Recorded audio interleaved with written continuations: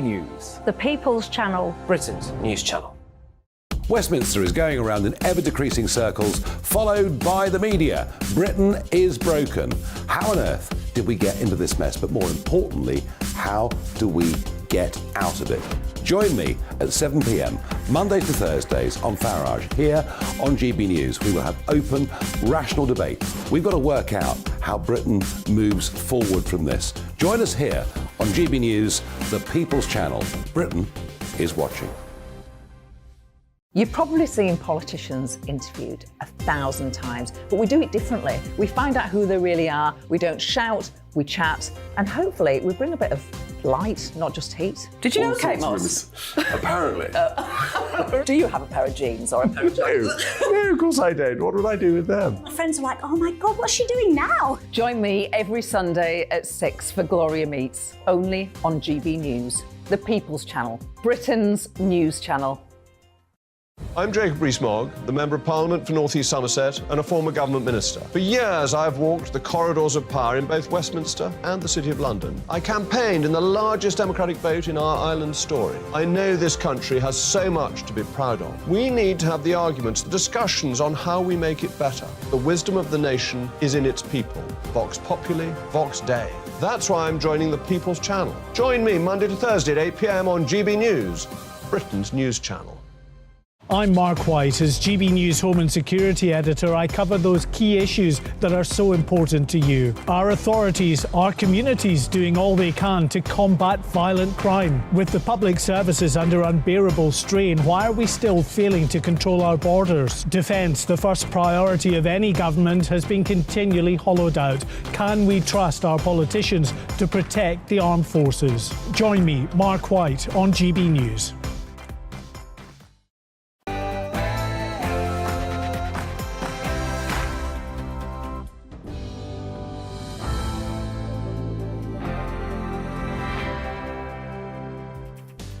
Good evening. Here we are together again for Neil Oliver Live on GB News TV and on radio. Tonight on the show, I'll be discussing the concept of 15-minute cities. A good idea or unnecessary meddling in our lives? We'll try to answer that with a series of experts. We'll be asking why some media outlets are able to peddle what could be considered misinformation and it's completely overlooked by Ofcom, while others are scrutinised more closely. This week's Great Britain is a 74-year-old pensioner who's going to cycle from Edinburgh to Oxford to raise money for the charity Give a Kidney, having already donated one of his own. All of that and more, plus plenty of conversation with my brilliant panel, Emma Webb and Jacob Reynolds. But first, an update on the latest news from Tatiana Sanchez.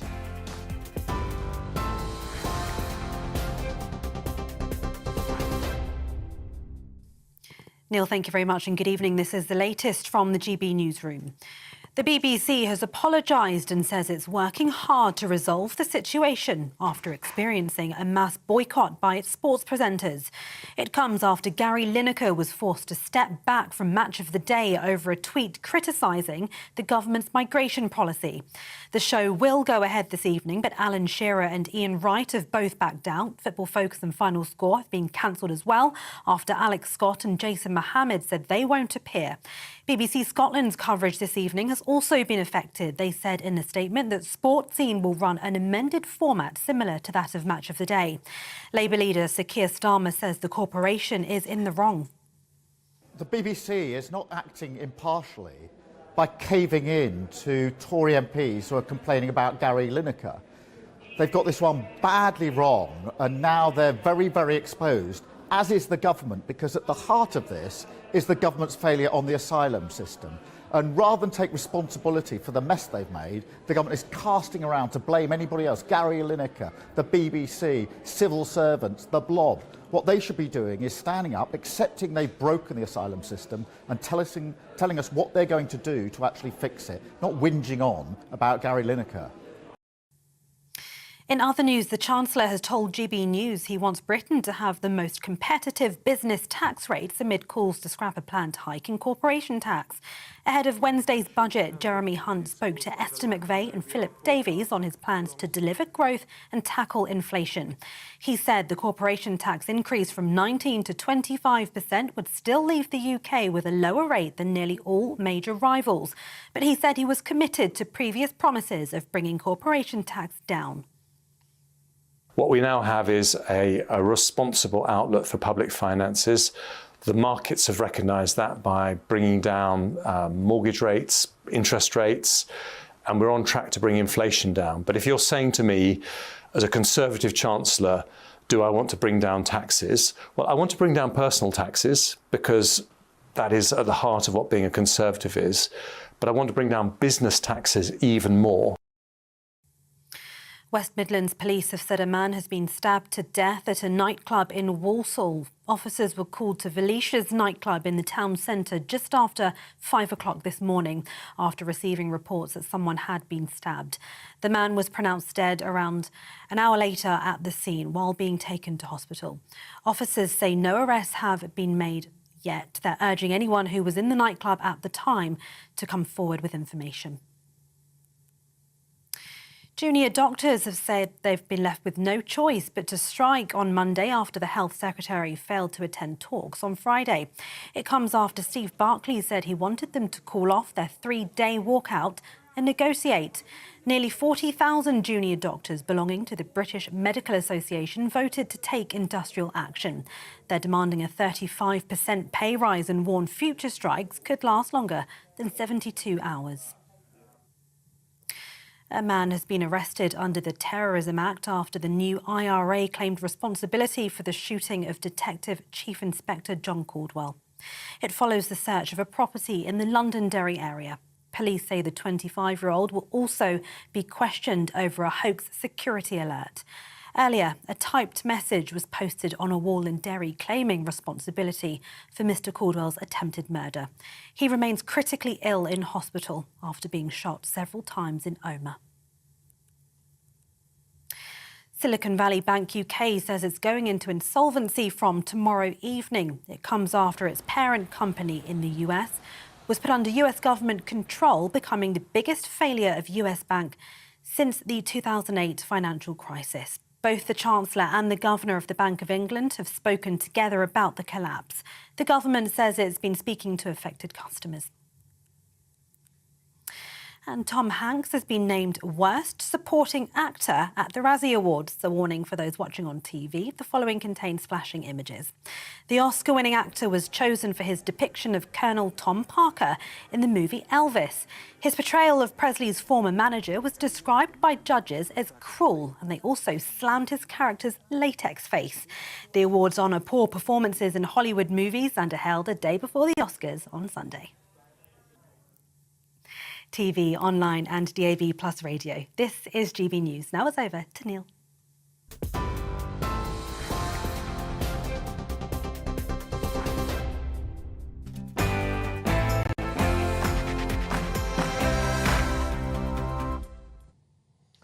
Brace yourselves for the latest from La La Land. It's the Oscars this weekend, another institution I used to care about in the world of before. But for those who feel like we've been trapped for the past 3 years watching a bad movie with an unbelievable script full of gaping plot holes and bad actors, I can tell you we've at least reached a good bit. Not the end by any means, but perhaps a foretaste of comeuppance yet to be. After the opening sequence, the introduction of the characters, establishing who were to be the goodies and baddies, after the setup and then the jeopardy and the darkness when all seems lost, we've got to one of those bits where the audience leans forward in their seats in expectation of some payback, however slight and however brief. Anything to lift the mood. I knew we'd reached a good bit when I started hearing people talk about limited hangout. Have you noticed that term yet? Limited hangout is more jargon, of course. Spy talk this time from the CIA and the rest of the secret squirrels. For what baddies try and do when they know, as we say in Scotland, that the game's a bogey.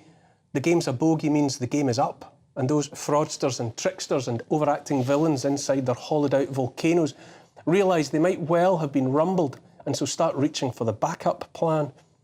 Limited hangout is a short-term fix when the baddies realise their trousers are starting to fall down. They're not quite around their ankles, but some stuff is definitely exposed. And so those chancers are forced into buying some time while they try to pull themselves back together and keep going without falling over completely. What we've been handed this past week or so, all the high excitement newspaper revelations, are obviously what the baddies regard as the least damaging truth about what they've been up to. Mere tidbits, really embarrassing, but still the least of it. What's been made visible to us now on account of the baddies' zips being down is therefore a limited hangout. I'll come back to the movie analogy in a minute, but let me digress. Billionaire financier Warren Buffett is credited with saying that it's when the tide goes out that you get to see who's been swimming naked. Ain't that the truth? Well, the tide is quite far out now. Not all the way, but already we can see plenty of bare bottoms. We see you Rishi Sunak and Boris Johnson and Keir Starmer. We see you mainstream media loudmouths and the rest of the ringleaders in politics and elsewhere making a run for the sand dunes with your bits out. We see you. You can bleat and whine all you want about how hard you found the last 3 years, how much pressure you were under trying to keep up with an evolving situation. But you said what you said and you did what you did. And so much of it was wrong and lies and caused incalculable harm to millions. What we're glimpsing now, even in the midst of the so-called limited hangout, is what we've known all along. And that's the way the truth does, in the end, what the truth always does, which is to say, the truth comes out. There's been a line out there on social media from the beginning, a meme which has it that the truth is like a lion. The truth, like the lion, needs no protecting. All that's required is for the lion of truth to be set free from its cage, and then that lion takes care of itself. The truth has a partner along for the ride, and that partner is trust. You can't have the one without the other. What our so-called leaders and their henchmen in the media did over the past 3 years was abuse our trust to the point where it's gone now. As I've said before, trust is like a fragile vase. If you break it, you might manage to glue it back together, but you'd never again dream of putting water and flowers in it. I started by talking about the movies, and movies are all about stories. An old story is The Boy Who Cried Wolf, and we've all heard it, and we all remember it because it's true. It reminds us of what happens when foolish people sound the alarm without good reason, out of a desire to attract attention and so further their own ends. Foolish, dangerous people cry wolf when there is no wolf. Everyone around them is briefly alarmed, fearing for their lives. But sooner or later they realise they've been had. One day, of course, a wolf comes, a real wolf. And when that same fool cries wolf again, no one comes to help. The fool is eaten by the wolf. And why? Because they lied and lied again until the people who might have helped them had no reason to believe them, far less trust them. Boris Johnson pushed nonsense about the danger of COVID. So did Rishi Sunak, so did Michael Gove, so did Jeremy Hunt, so did Keir Starmer and scores of others. They pushed nonsense about how to handle it as well. Nonsense about Scotch eggs and stickers in the aisles of supermarkets and hand wash and face masks and social distancing and the rule of 6. They pushed nonsense when they knew it was nonsense, while they partied together, drank together and danced together and laughed up their sleeves together about what a bunch of mugs we were. They cried wolf. Now there's talk about pushing more mRNA jabs, next time for tuberculosis and smallpox and diphtheria and the rest. But what happens when billions of people have no trust whatever in that science, in those products from Big Pharma? What happens when the trust is gone? More and more people around the world have stopped listening to scientists, stopped trusting scientists. They've also stopped listening to the cries of wolf. If a real wolf comes in the future, and there are more wolves out there than just invisible viruses, millions of people will refuse to listen to the alarm. And now that the trust is gone for so many people, more and more are questioning everything else they've been told by the same characters about what's going on in the world.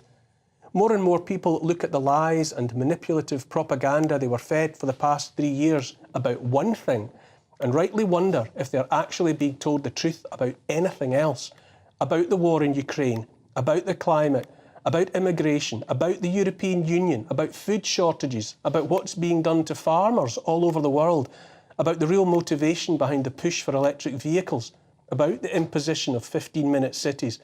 Our so-called leaders knowingly talked nonsense that destroyed lives and turned society upside down and inside out. We know that. The people responsible are wildly exposed and cannot convincingly deny any of it. Why, I asked, would anyone trust them about anything else? Liars lie. It's what they do.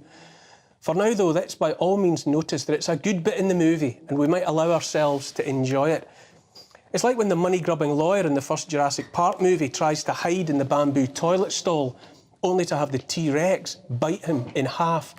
He's strictly a minor character, but he has put his own needs ahead of the helpless children in the movie, so it's satisfying to watch him get caught, exposed by his cowardly nature and gobbled up. This is the bit when Alan Rickman's baddie in Die Hard realises Bruce Willis is running loose with a machine gun. This is the bit when Indiana Jones realises the big guy only has a sword while he's got a revolver full of bullets. It's important to remember the movie has a way to go yet. More clumsy twists for sure, more bad acting in the world of politics, which, as we are regularly informed, is only showbiz for ugly people. Here's the thing, I sincerely believe that now the truth is partially revealed, if we can only find the strength to keep pushing, then the really, really good bits of this movie lie ahead. Like the bit in A Few Good Men when Jack Nicholson plays the Colonel in the dock and Tom Cruise is the underdog attorney. Jack's Colonel does not like one bit being challenged by upstart Tom's character about how Jack chooses to do what Jack does. Jack is angry enough to kick a puppy through a fan. When Tom finally demands to hear the truth about how a young soldier died under Jack's watch, Jack finally loses it completely. You can't handle the truth, he roars. And he evidently believes what he has just bellowed. He actually believes that Tom and the rest of the general population lack the mental circuitry to contemplate, far less to deal with what he does down there in the darkness, out of sight. But it's the best bit in the movie, and Jack is caught out and his ass is grass, and we know it. When you get right down to it, his undoing has been no more complicated than that he has been caught lying. Of course, the other thing we learn from watching movies is that it's never safe to take your eyes off the adversary the first time they go down, the first time they seem to be finished. We have to stay sharp and be ready for the bit when Glenn Close's character is lying quiet in the bath in Fatal Attraction, eyes wide open and no bubbles coming out of her mouth. Right when we think we're safe, she'll sit back up again with her yelling and her knife.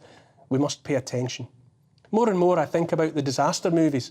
And if this isn't a man-made disaster we're living through right now, then I don't know what is. I think about when the survivors step blinking out of the smoke and darkness to confront a ruined White House and a toppled Statue of Liberty, or a burning Big Ben and a flattened GCHQ. They realise, those survivors, that what they thought mattered was, in the end, just a house, just a lifeless lump of copper and steel, just a bell tower, just an office block. Those survivors look around at the devastation, the receding floodwaters of the tsunami, and realise they were caring about stuff that didn't amount to a hill of beans.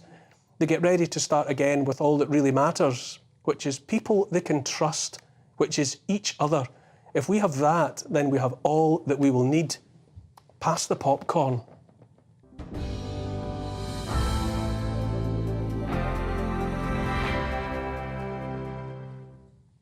All of that's my opinion, of course, and you're free to disagree. Keep the tweets and emails coming through the show. You can email gbviews@gbnews.uk, or you can tweet me at gbnews, and I'll try to get to comments later in the show. Joining me tonight, political commentator Emma Webb and Jacob Reynolds, the Partnerships Manager at the Academy of Ideas. Welcome both. Yeah, hello. Emma, what about trust? Where are we with trust? Well, I mean, I think you said it very well. I think it is the boy who cried wolf. It's also that the leopard doesn't change its spots. And I think that once that trust is gone, it's very, very difficult to rebuild. And I know many, many people who are finding it difficult to discriminate between those that they can trust, those that they can't, where the threats are and where they're not. And I think that's exacerbated by the fact that even if you just think about the lockdown files and the way that the mainstream media has, in the round, responded to these revelations, the focus has been on Isabel Oakeshott. And there's this kind of distortion of what really matters and where the threats really are.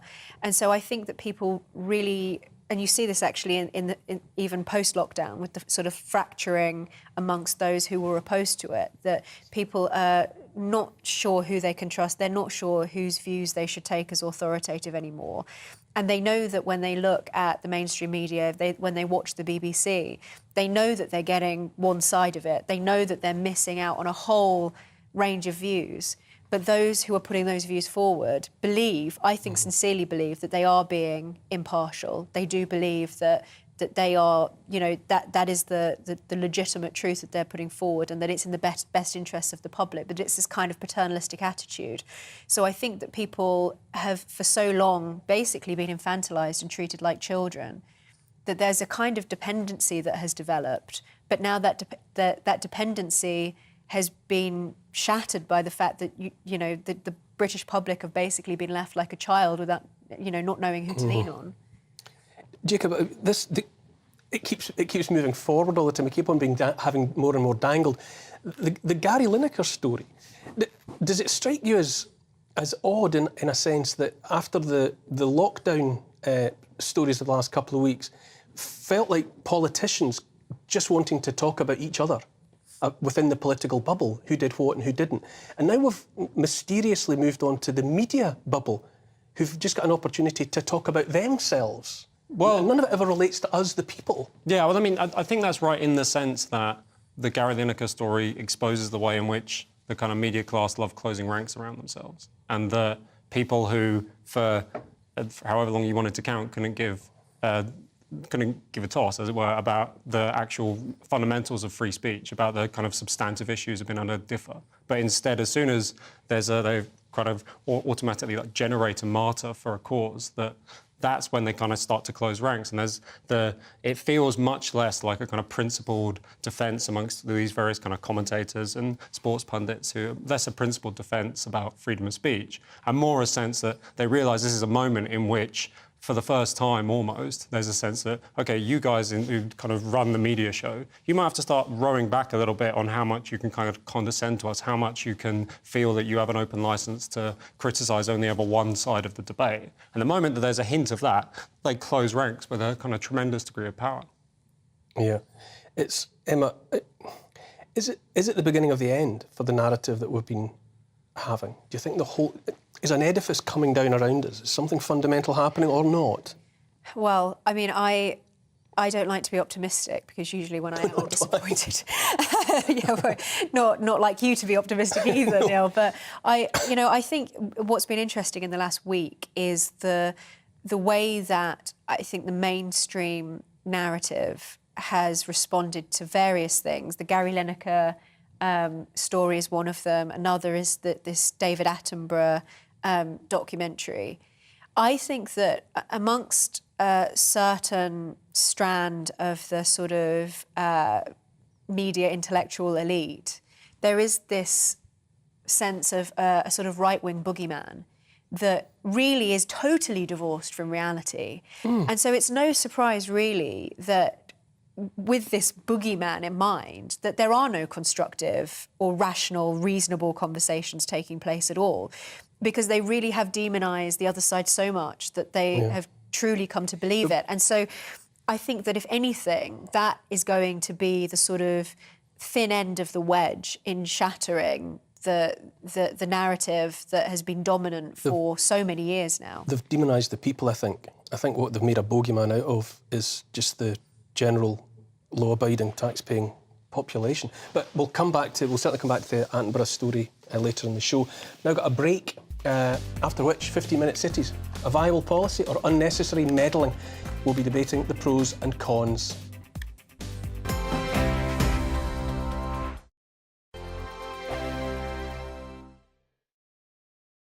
We are GB News, the People's Channel. And right across the United Kingdom. You can find us on Sky Channel 512. Virgin Media Channel 604. Freesat Channel 216. Freeview Channel 236. And YouView Channel 236. You can also take us with you on DAB+ radio. With the GB News app and at the website gbnews.uk. We're absolutely everywhere. Come join us on GB News, the People's Channel, Britain's news channel.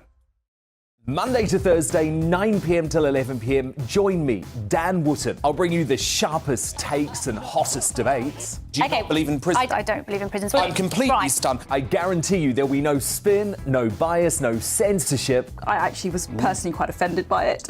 And no reason to go to bed. So I guess they've always been quite woke. That's Dan Wootton tonight on TV, radio and online. Monday to Thursday from 9 p.m. till 11 p.m. on GB News. The People's Channel, Britain's news channel. Hello, I'm Michelle Dewberry, and you can join me every weekday 6 till 7 on Jubes and Kerr. You're an inspiration to us all. Clip that bit up. Well, you are. That's my ringtone. My political ambitions those days are gone, I can tell you. She's only teasing. Go on. He's probably going to want to lay down now. I'll give him 2 minutes to have one. Let's respectfully disagree. That's what we like on Jubes and Kerr. Come and join us. GB News, the People's Channel. Michelle Dewberry, weekday evenings at 6 o'clock.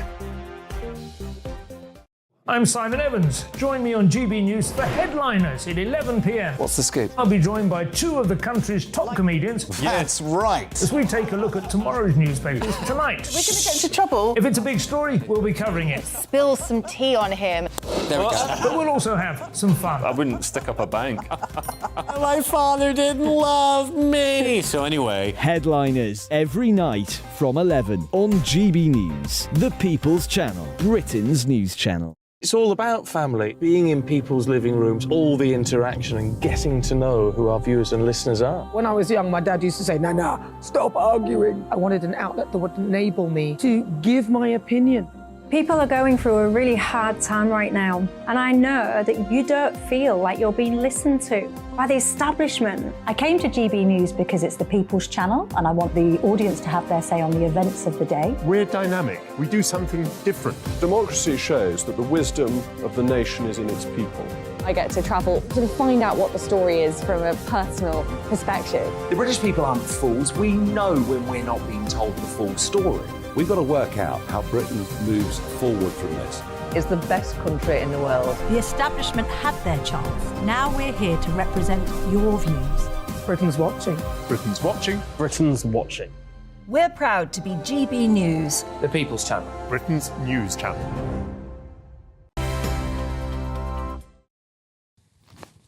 Welcome back to Neil Oliver Live.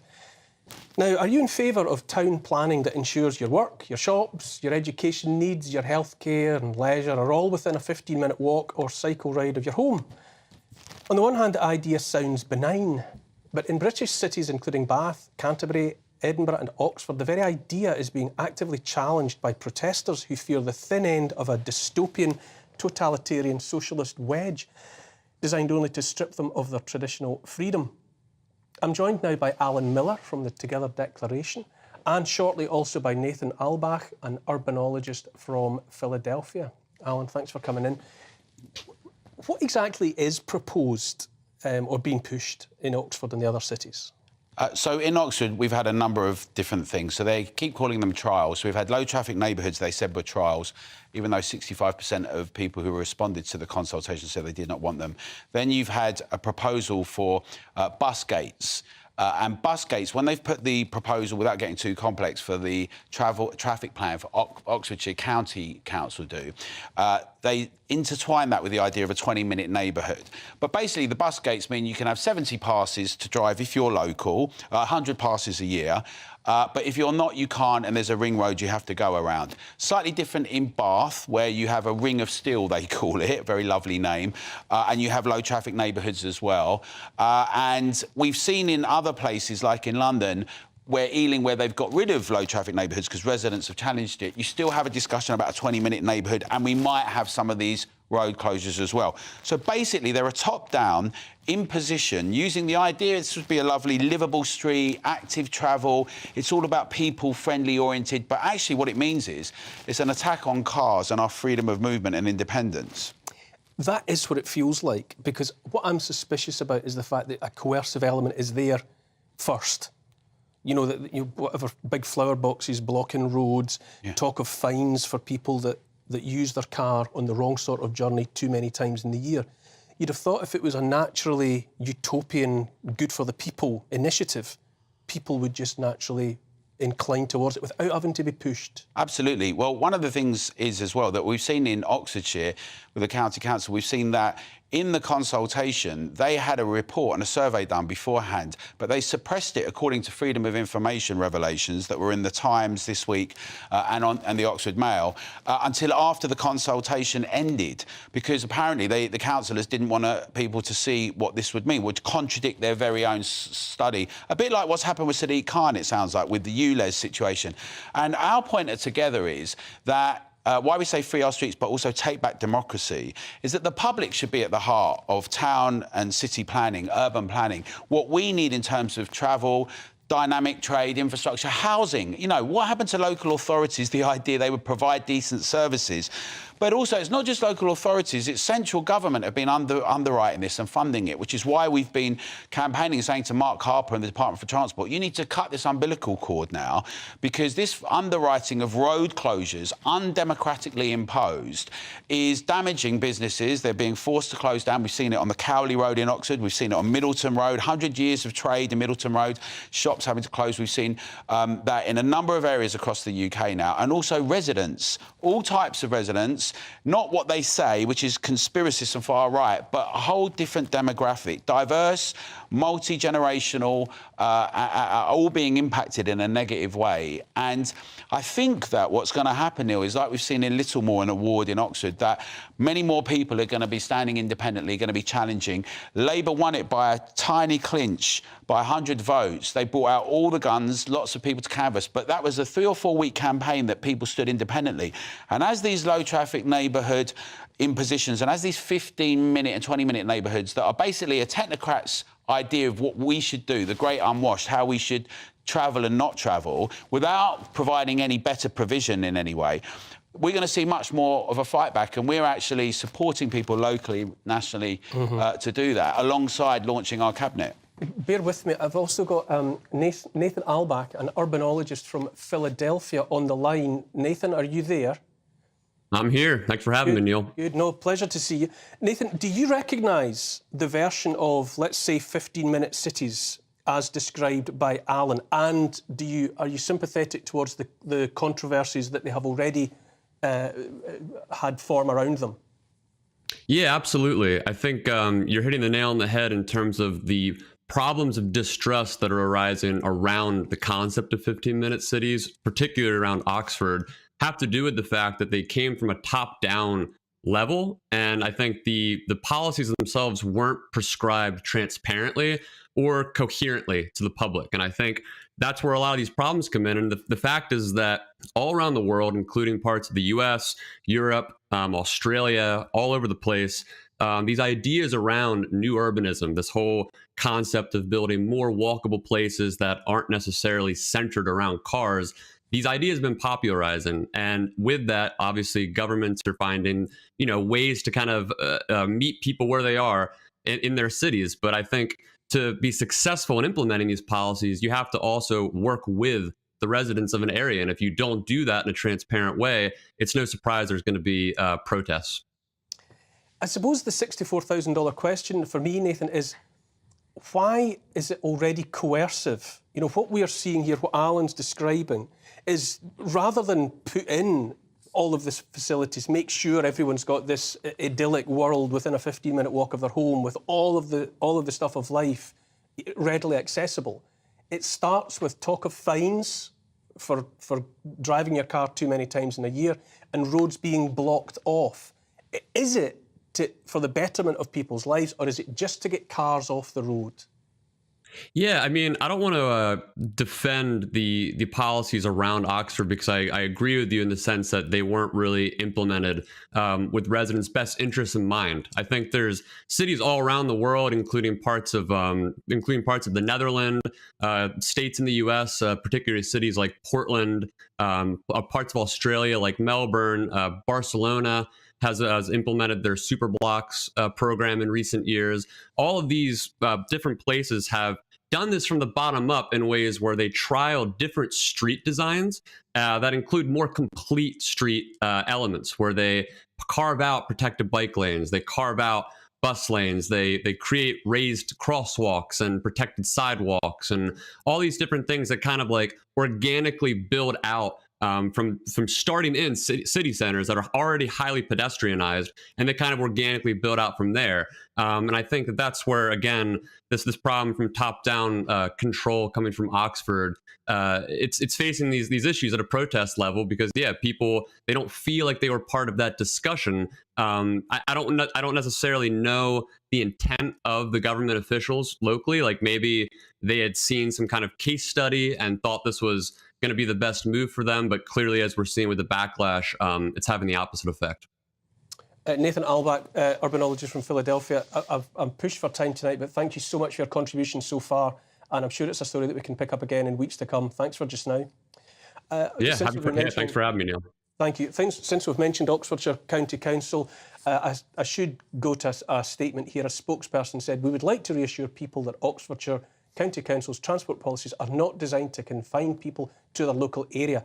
Our transport plans in Oxford are intended to address the city's traffic problems and create an environment where it's safer and easier for people to walk and cycle, and where public transport is more than reliable. We need a more sustainable, reliable and inclusive transport system that works for everyone.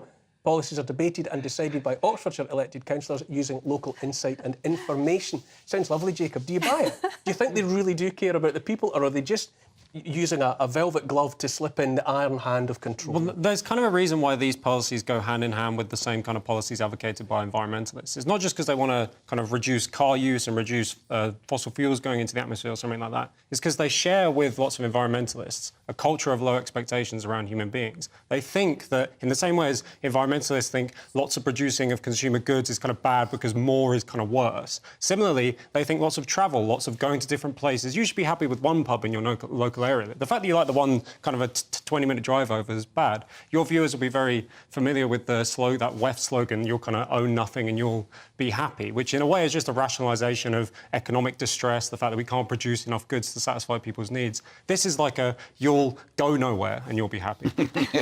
A low expectation of humanity. Do you think that underscores? Yeah. I think this goes back to your monologue, actually, that the people who are in charge basically don't trust the electorate, whether it's nationally or locally. There's this kind of sense of distrust that, you know, democracy doesn't work, and if you do things from the bottom up organically, then you'll end up with something, you know, terrible that's bad for the environment. And I think that whilst all lovely everything that we heard from your other guest there, it reminds me of the sort of like experimental architecture of sort of, I would say, totalitarian architects like Corbusier. But I think this is actually part of something much bigger in the zeitgeist, that is this kind of this attack on all of the things that has made modernity possible, all of the things that make our modern lives convenient, that keep us all healthy and free.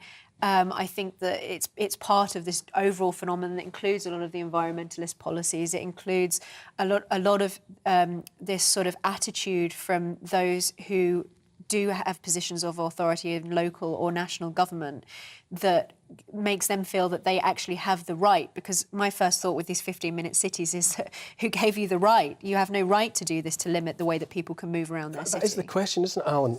My wife says to me all the time when we talk about these things is, where do these people get the idea that this is up to them? Yeah. Who do they think they are?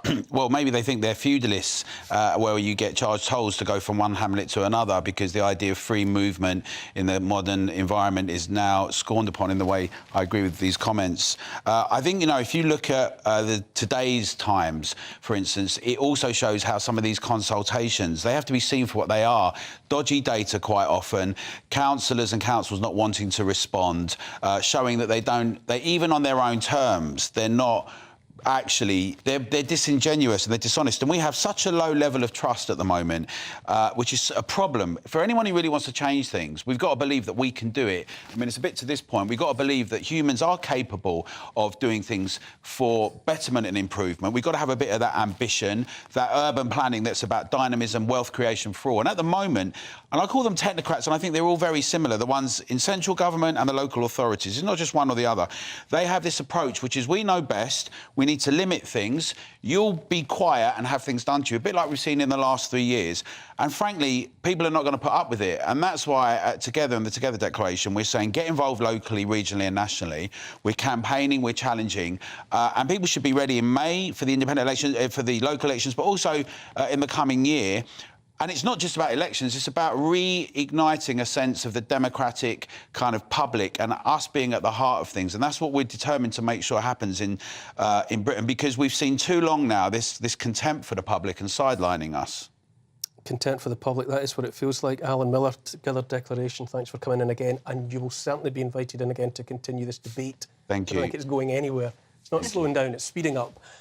It's another break. After that, we'll continue our discussion. And Nicholas Boyes-Smith, the director of Create Streets, will be here to tell us why he's so passionate about creating what are being described as gentle density places.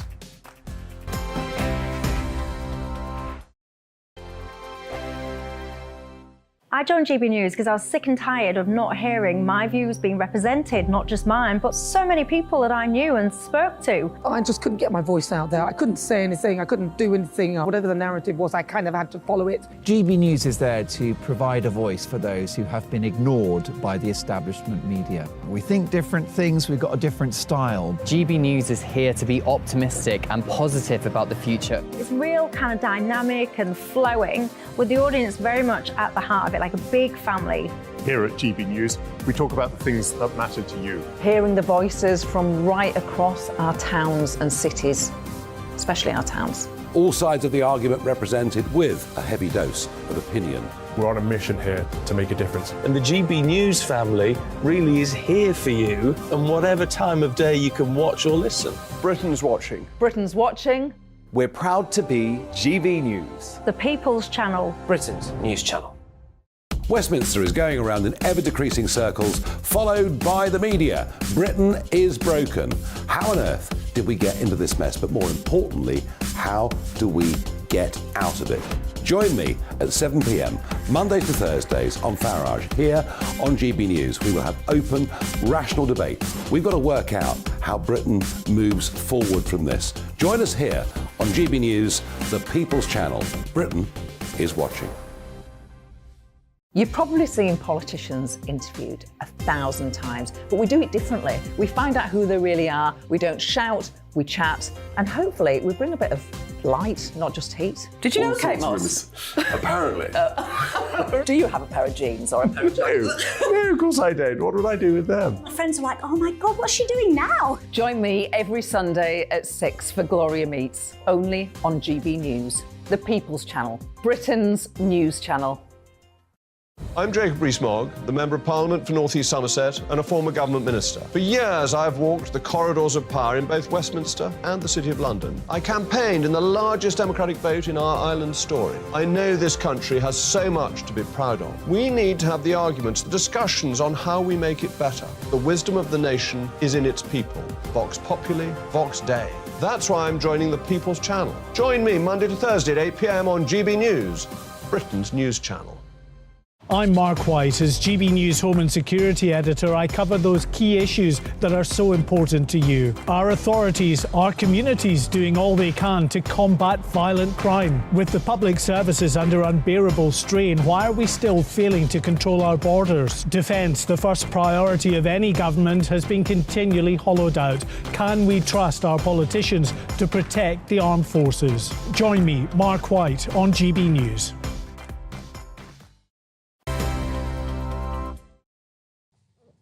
Welcome back once more to Neil Oliver Live. Now, before the break, we were discussing 15-minute cities, and I'm now joined in the studio by Nicholas Boyes-Smith, the director of Create Streets, who attempts to develop what they describe as gentle density places. Nicholas, thanks for joining me. Thank you very much for inviting me. Is there a wider, gentler philosophy here that's being traduced or lost in what people are perceiving as just a top-down slap on their freedoms by authoritarian councillors and government? Yeah, it's been quite a depressing few weeks, and in what's been said, I think, on both sides, both the proponents and some of the defenders. Just gone a little journey over the last 70 years. Well, perhaps about 100 years ago, the motor car became a functional thing. It wasn't just something for sort of, a rich aristocrat to have. And, seduced by the power, the opportunities of the motor car, architects and town planners, interwar, Le Corbusier, who you mentioned earlier, began to dream of a totally new way of doing a city, which is rather than being organic and messy, if you like, homes, schools, shops, walking, driving, jumping in your carriage, whatever it might be, would be one plan from above. I mean, here's the real socialism, though it could be fascist as well as socialist. Top down, people living in towers over there, working over there, schools over there, great big fast highways or motorways linking them up together. And, in various places, particularly I have to say in poor neighbourhoods, that started to be imposed post-war. This was traffic modernism. We started to do it in London. It mainly happened, guess what, in the poorer East End rather than the richer West End. Some of the poorest neighbourhoods in modern Britain today have a great big fast, dual carriageway running through the middle, running right beside them. The people who live there are bifurcated, are perhaps cut off from the town centre. So that was the sort of the paradigm a generation ago. There was a very famous book, and I don't want to get too technical, but there was a very famous book by an American, actually not a planner, just a thinker and a writer, Jane Jacobs in the 1960s, called The Death and Life of American Cities, in which she said, hang on, this is a disaster. We're stripping out our cities. We're making people less happy, less productive. And ever since then, planners and some architects, though not all, have become increasingly nervous of the huge damage they did to towns in that post-war generation. This is now coming around to answer your question, I promise. And I think that's the background to your question. So this isn't the idea of a 15-minute city is not a new concept. It's actually an ancient concept. It's as old as cities. It's how cities always used to work. And the interesting thing is, if you look at, and for my sins I do, if you look at not just the polling, but the well-being, the pricing, the revealed preference data, it's actually how most people do want to live. There was a poll by YouGov the other day, I think said about 60% of people said they did. That's much less important than the pricing data. People will pay far more to live in what you might call a 15-minute city, a place in which it's easy to pass the 2 pints test, to go for a pint of milk by foot and to go for a pint of beer by foot, and in which it's easy to drop off your children at school and then perhaps jump on the tram or the bus or get on a bike to go to work, as well as being forced to get in a car. So people do like it, but the problem is, if we've reimagined or pushed people out of the streets, so it's just car-based, going from where we are in some places, as your previous conversation was showing, to perhaps where people would be happier and more want to be, is a difficult path because, to your point, it involves, certainly in the medium term, the short term, losers as well as winners. And that is clearly something you need to take very carefully as a journey. Are people right to be suspicious that all that you've described there, that honourable philosophy of wanting to enable people to live that kind of life is being used as a Trojan horse to bring in something that is a lot more brutal and a lot more straightforward, which is just to get people out of their cars? So I do think some of the sort of wilder things that have been said on both sides are wrong. I don't think there's a world government plot to impose 15 cities as some sort of socialist dystopia. But why does it start with coercion? It starts with blocking streets and it starts with fining people or telling them that they'll be fined if they don't submit to the right. Do you have a favourite pudding? Their car. Do I have a favourite pudding? I really don't. But if I was forced to pick, I'll just go with lemon meringue pie. So sometimes lemon meringue pie is made well, and you're really happy with it. Sometimes the guy trying to make the thing you want ballses it up and goes the wrong route and puts in, I don't know how you make a lemon meringue pie, but the lemon before the sugar or whatever it is. So yeah, look, I mean, I wrote a piece about this the other day. If I was, and sometimes I do, advising councillors or neighbourhood groups how to do this, I would always say, start by finding the win-wins. And by the way, there are win-wins. Planting more street trees, with most people, not everyone, tends to be more popular. Actually, and this may sound dystopian, but actually slowly reducing parking is often actually something that people don't mind because they can see how the streets gets better. I live just outside, or just inside, I should say, Zone 2 in London. So I'm very much hit in inverted commas by the congestion charge. I don't benefit from it. I can't drive into London as, at least in principle, my parents could have done in the 70s or 80s. But actually my liberty, and this perhaps is the key point, my liberty is enhanced because there are far more buses. It's easy for me to get into town. I don't need to park. And the key, liberty isn't just about the car. There's a fascinating study done in 2015 in Sheffield, from memory, done over generations, showing the liberty of children to move around, I wouldn't say their neighbourhood, actually their town. Go back a generation, and the average child, I can't remember the age, I'll say 10, that it may be 11, it may be 8, so, about that, to move around was, 3 or 4 miles. Go then back, forward 30 years, it's a few hundred metres. Children now barely leave the home. And if you look at any photo of a street, pre-war, there are far more people walking on the carriageway, including children, than you would ever see now. So I absolutely, I genuinely, I have a car, and I'm going to keep having a car. I'm not anti-car. Cars are great for moving around the countryside and suburbs and neighbourhoods. They give us all, the liberty of a Victorian aristocrat. But once you get into a town or neighbourhood centre, you do get this diseconomies of what they do. So that's the process we have to manage carefully. So find the win-wins, and then worry, and I get into lots of trouble with architects for this, worry about beauty.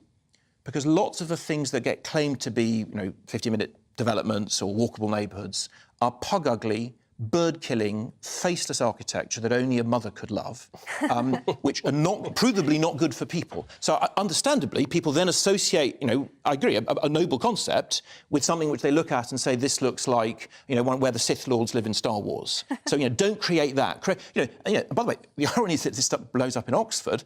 Oxford is already that because it's a medieval street pattern. Ask anyone, do you want to live in a neighbourhood where you can more easily walk to the shops, where your children have more liberty? And nearly anyone will say yes. The path to get there from where we are is not always an easy path, and some councils get it wrong. Nicholas Boyes-Smith, thank you for gently introducing a much more rounded suggestion of what the concept is supposed to be. Thanks very much for your time. Pleasure, thank you. After the break, I'll be asking my panel why media regulator Ofcom appear to adopt a selective approach when it comes to challenging media channels over their content. Back in a few minutes. We are GB News, the People's Channel. And right across the United Kingdom. You can find us on Sky Channel 512. Virgin Media Channel 604. Freesat Channel 216. Freeview Channel 236. And YouView Channel 236. You can also take us with you on DAB+ radio. With the GB News app and at the website gbnews.uk. We're absolutely everywhere. Come join us on GB News, the People's Channel, Britain's news channel. Monday to Thursday, 9 p.m. till 11 p.m. Join me, Dan Wootton. I'll bring you the sharpest takes and hottest debates. Do you not believe in prisons? I don't believe in prisons. I'm completely stunned. I guarantee you there'll be no spin, no bias, no censorship. I actually was personally quite offended by it. And no reason to go to bed. So I guess they've always been quite woke. That's Dan Wootton tonight on TV, radio and online. Monday to Thursday from 9 p.m. till 11 p.m. on GB News. The People's Channel, Britain's news channel.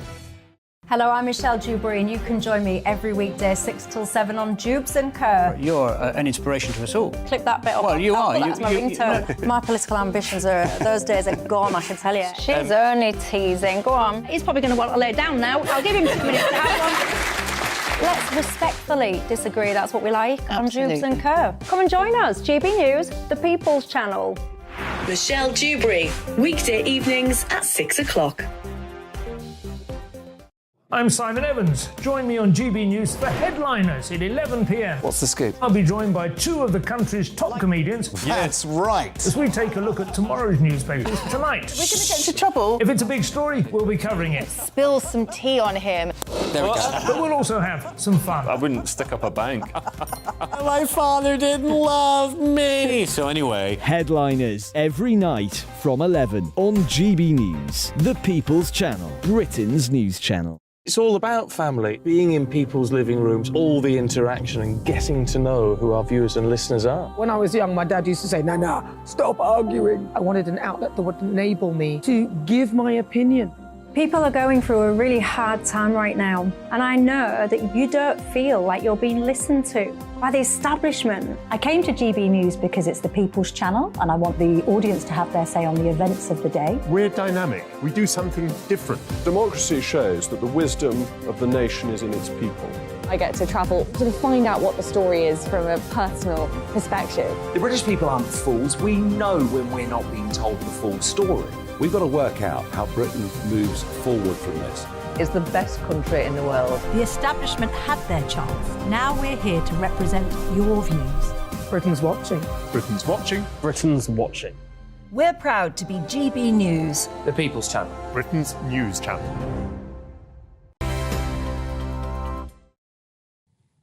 Hello again, welcome back to Neil Oliver Live. An Ofcom ruling last week decided that, while still with GB News, presenter Mark Stein made, and these are Ofcom's words, not mine, potentially harmful and materially misleading claims about the COVID jabs. GB News responded saying Mark was right to ask tough questions and point out government inconsistencies, that he drew a reasonable conclusion from the data, but only one conclusion, and that if you had made that clear, there would have been no breach of Ofcom rules. But when it comes to materially misleading information, I would ask why other channels are not challenged when, for example, they say the jabs are safe and effective without having to reflect the view of eminent physicians and scientists who say the jabs are anything but. I'm going to discuss this with Emma and Jacob. Emma, do you see where I'm coming from? That the Ofcom seem to have created an uneven playing field. Yeah, completely. I think, I mean, a lot of the words that are used in the Ofcom guidance, words like harmful, harm, reasonable, even due, as a way, these are quite vague and open to interpretation. So when Ofcom do investigations, in hindsight, they're looking into to some degree interpreting what exactly those words mean. And so when previously, say, other channels had content removed online, or, because something they'd said was regarded as misleading because it contradicted the current government health guidelines. I think the issue there is that if you have a channel, say the BBC, talking about the efficacy of masks, but ignoring, other evidence that they may want to, they could bring into the conversation, that they're having a partial discussion, but it's sort of dressed up as impartiality. And so it seems that is actually quite open to interpretation. And I think that perhaps, particularly in some of the mainstream broadcasters, and this goes back to our discussion about Gary Lineker, I think that there is a lack of self-awareness about partiality and bias, because perhaps they are siloed and they're in a bubble. And like you say, there are eminent scientists, because science is a discussion. That's the nature of science. People disagree about things. And even if there is a huge consensus on one particular area, whether it's climate or public health policy, there will be, marginal voices who are not completely wackadoodle, but who should be included in those discussions. But they're not, because I think they have this sort of unperceived bias. Jacob, it struck me very early on that there were contrary voices that wanted to say other things and ask other questions, but it was always possible in other... We all watched other channels rehearsing these lines about the jabs are fantastic, they're 100% safe, they're so effective, if you get them you won't get ill. By that time, there were doctors and other scientists who were saying, well, possibly not the case.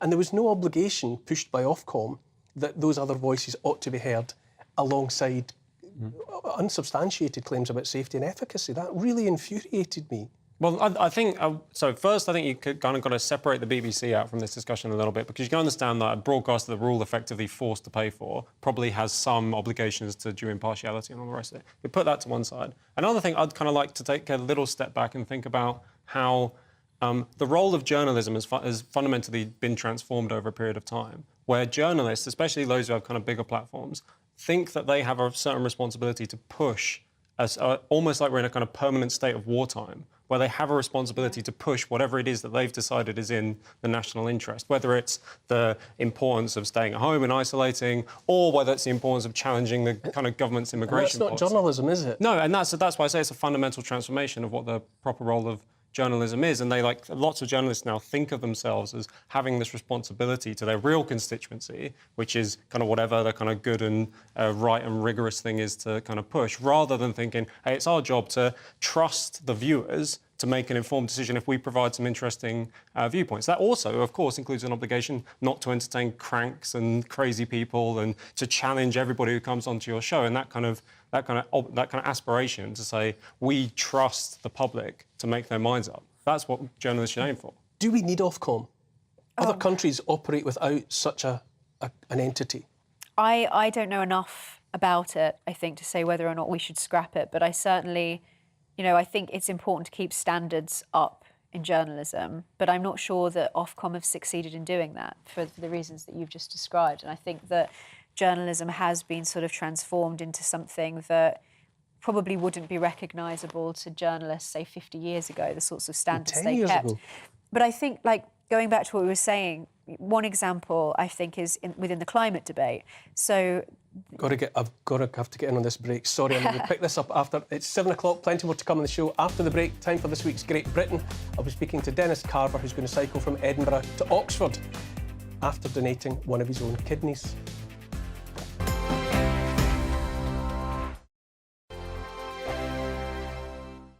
Monday to Thursday nights on GB News. At 6, it's Dubes & Co. 7 o'clock, Farage. At 8, join Jacob Rees-Mogg. And at 9, Dan Wootton Tonight, followed by headliners on TV, radio and online. This is GB News. It's all about family, being in people's living rooms, all the interaction and getting to know who our viewers and listeners are. When I was young, my dad used to say, no, stop arguing. I wanted an outlet that would enable me to give my opinion. People are going through a really hard time right now, and I know that you don't feel like you're being listened to by the establishment. I came to GB News because it's the People's Channel, and I want the audience to have their say on the events of the day. We're dynamic. We do something different. Democracy shows that the wisdom of the nation is in its people. I get to travel to find out what the story is from a personal perspective. The British people aren't fools. We know when we're not being told the full story. We've got to work out how Britain moves forward from this. It's the best country in the world. The establishment had their chance. Now we're here to represent your views. Britain's watching.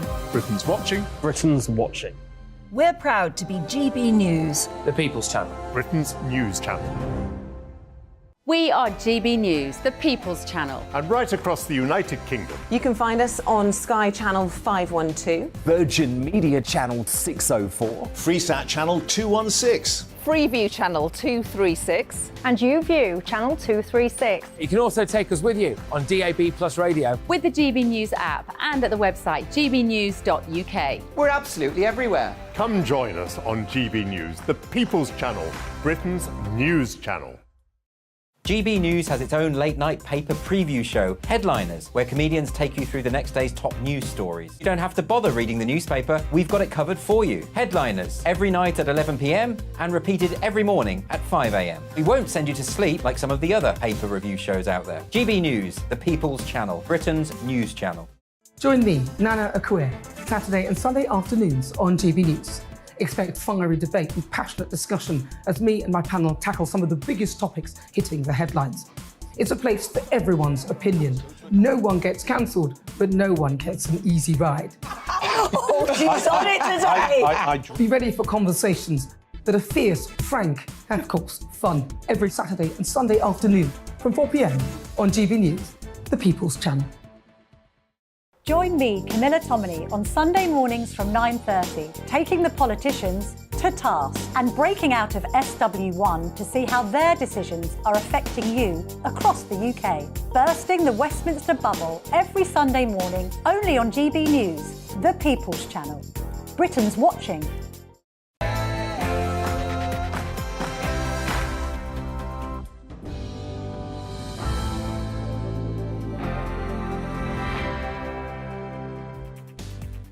Good evening and welcome back to Neil Oliver Live on GB News TV and on radio. Tonight, on the second hour of the show, it's been a tumultuous week at the BBC and the corporation has now denied that they decided not to air an episode of a new David Attenborough series due to concerns about right-wing criticism. We'll be discussing that. Looking after our animals is one of the prime jobs of a developed society, but we'll be joined by an RSPCA inspector who'll tell us about a truly shocking case of dog neglect. We'll ask what the moving of 3 Parthenon fragments from the Vatican to Athens means for other relics such as the Elgin marbles. All of that, plus my weekly Great Britain, and plenty more chat with my panel of Emma Webb and Jacob Reynolds. But first, an update on the latest news from Tatiana Sanchez.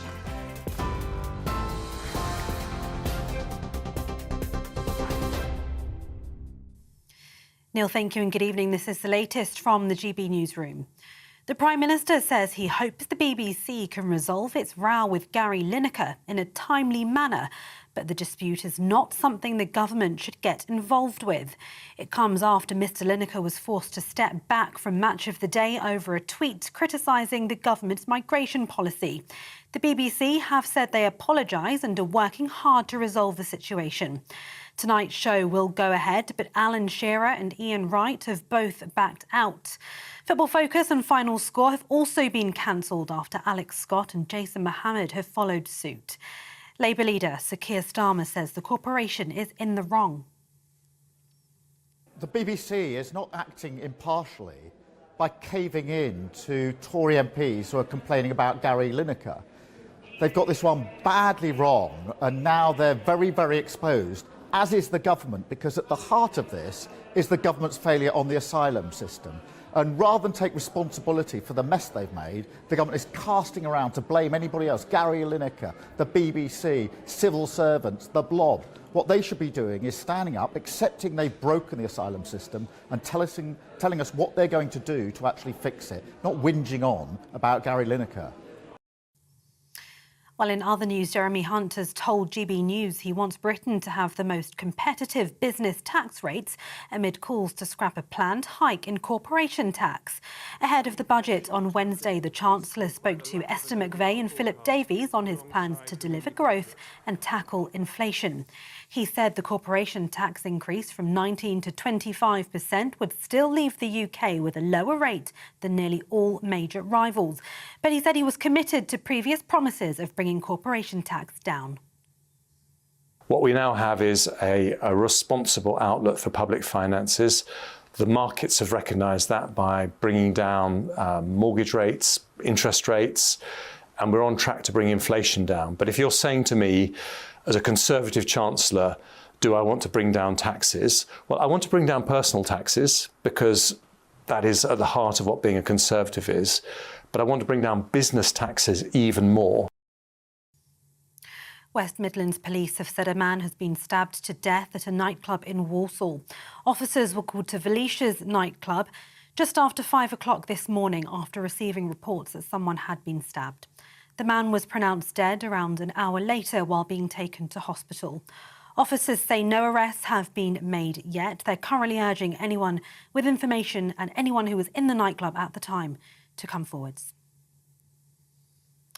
TV, online and DAB plus radio. You're with GB News. Now it's back to Neil Oliver Live.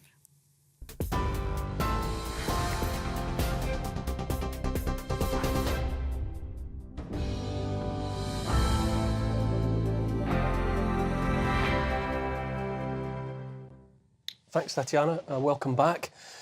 Every week on this show, I like to pause and consider those fellow travellers who set out to do good, to make the world a better place for others. This week's Great Britain is 74-year-old Dennis Carver from Berkshire, who last year donated one of his kidneys to save the life of a stranger. And if that wasn't enough of a sacrifice, Dennis is planning to cycle 500 miles from Edinburgh to Oxford to raise much-needed funds for the charity Give a Kidney. Dennis joins me now. Welcome, Dennis. Thank you. Donating a kidney, that's another level. Tell me why. I did more research after I donated than I did before. But there's 3.5 million people in this country are suffering from chronic kidney disease. Most of them don't know it because it's not advanced. But 68,000 of them are in stage 5 kidney failure. And of those, 30,000 are on dialysis. Now, fortunately, there are people that come to the rescue. Unfortunately, 2/3 of them are deceased, because that's where most of the kidneys come from every year. 1,000 of the others come from living donors, but they're usually relatives and friends. A small portion, about 100 a year, sometimes less, are people that donate and they don't know where it's going, and they don't mind. And what I'm trying to do is raise awareness of the fact that you can give a kidney and lead a normal life afterwards. Give a Kidney is the charity that focuses on that, and I'm working with them to do the transplant tour in September, where we're going to be calling at 7 transplant centres up and down the country. Do you feel different Has it had a physiological effect on you? Not at all. Mentally, it's been a bonus. How so? I feel much better by doing it. I had a good recovery. I was fit beforehand. There are various levels of fitness, of course, and sometimes with a family they might not be as fit as I was, family member, but I was fit. Within 7 weeks of donating, I was back on the bike doing my regular 35-mile ride. And you don't know who received your kidney? No, I don't. Do you get any feedback at all? None. Well, you're not entitled to any feedback. No. The only feedback I got was from one of the surgeons who came to my bedside the following day after my op and said that your kidney has been transplanted and it's working well. It's quite something, isn't it, Emma? I really, ever since I heard about this story, I've gone over and over it in my head. You know, the idea of one thing to give it up for a loved one or a family member, but just to give it on trust. Well, I just think it's extraordinary, particularly because, like you were saying, you're not entitled to that feedback. And I think we're currently in the period of Lent where a lot of people are thinking about charity as, you know, part of that. Some people give something up, but they also encourage to donate to charity. And I just think that, you know, it's a perfect time for people to maybe consider that this is something that they might not have thought that they could do. And that you, through your sort of being a spokesperson and also through going on this cycling tour, are a perfect sort of flying example of how you can get by without a kidney, and maybe people should consider it. I think I'm probably too cowardly to, which is a horrible indictment of me. It's humbling testimony, don't you think, Jacob, the idea of surrendering something as precious as a vital organ, and not to someone you know, to someone you'll never know. Yeah, for sure. I mean, I'm actually kind of curious about whether wouldn't you want to know? Do you think people should have do you think that person should be able to get in touch with you if they want to say thank you? Those are the kind of things. Of course, they would complicate the kind of pure charity of the action. The moment that you can kind of get the praise for doing it feels very different. But if I did it, I'm probably not going to, but if I did it, I'd kind of want to know who it was, want to know how they're doing. Is the ball in the recipient's court? I mean, if they want to reach out, can they? They can. Right. They can go through the NHS blood and transplant, and they can write. They can just contact it anonymously if they want. NHS blood and transplant do provide templates for people, but those are mostly for writing to the families of the deceased, and that's got to be tough. But knowing that transformative effect that you've had, I mean, to get someone off of dialysis and let them go back out to just living a normal life, as you say, the mental... The reward is, the reward's immense. Tell me about the cycle ride then. What is the philosophy there, and what sort of people take part? At the moment, I think I mentioned earlier that I'd done a couple of rides before. My midlife crisis ride, if you like. That was 20 years ago. Is that... that was 2 years afterwards, but that's the one there. Where we managed to raise £64,000 in 2001 for Leukemia Busters. Goodness me. And we repeated it 2 years later and raised another 45,000. But I realised that the rides that I was organising were a bit tough sometimes. I mean, that was 1,400 miles in 16 days. Right. And no rest days like these wusses on the Tour de France, you know what I mean? They get a day off a week. We didn't. And I went back into ordinary work, if you like. And it wasn't until I became semi-retired that I thought that I might have the time to do this. I'd heard about it on the radio from some lady that had been interviewed probably about 10 years ago. I heard that she donated to someone that she didn't know. So in some ways it was at the back of my mind. I used to be a blood donor irregularly, but of course that gets replenished. Is it a ride for people who've given a kidney? No. No. Not at all. I'm fortunate I've got the chairman of the charity who's signed up. He did give a kidney, as most of the people that are involved with it have done. But none of the others have, and I know that some of them never will and some of them can't. But they're all cyclists, and what I'm looking for now is another 20 people that I don't know, like I didn't know who got my kidney, and not asking them to give anything other than their support and to gain publicity by having as many people as we can on this ride. Where can people find you and give money to this ride, or indeed find out a whole lot more about what it is that you've been doing? www.thetransplanttour, all one word, .co.uk. And that will take them through to the page that is associated with the ride. And from there, they can fill out a contact us page, and I will follow that up. It's an amazing story, Dennis. You're so modest about it. I'm sitting here thinking that here's a man who has taken some vital functioning part of his body and given it to a stranger. But I waited till I was 73. No, it doesn't matter. Other people that do it in the 20s and 30s, those are the ones that I really admire. Well, I really admire you. Great Britain, Dennis Carver, thank you very much. Thank you. Brilliant story. It's another break now. After that, the BBC denies dropping an episode of an Attenborough series in order to appease potential critics. We'll ask a TV critic, what is going on?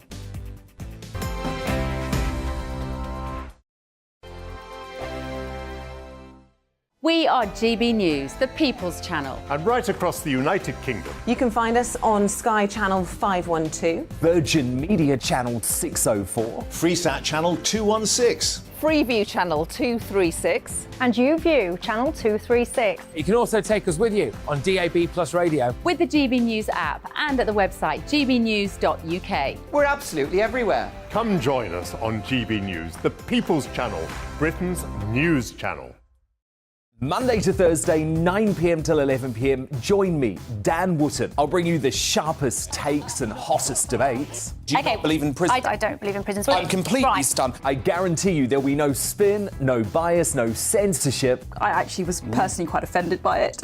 And no reason to go to bed. So I guess they've always been quite woke. That's Dan Wootton tonight on TV, radio and online. Monday to Thursday from 9 p.m. till 11 p.m. on GB News. The People's Channel, Britain's news channel.